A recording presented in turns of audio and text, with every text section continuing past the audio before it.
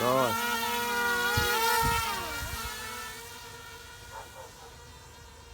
Ngon luôn.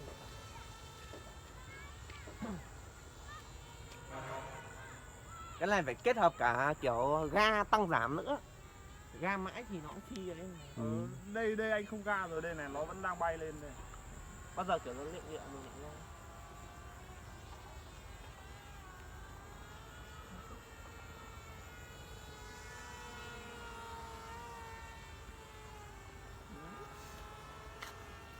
Quay lại Cao thế. cái ga phát là nó lại bay lên cao, nó lại bay cao ấy.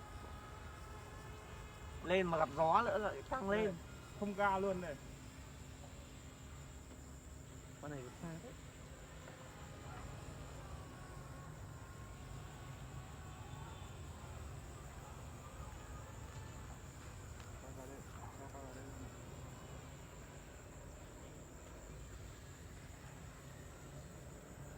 Giảm hết ga nó phi ghê.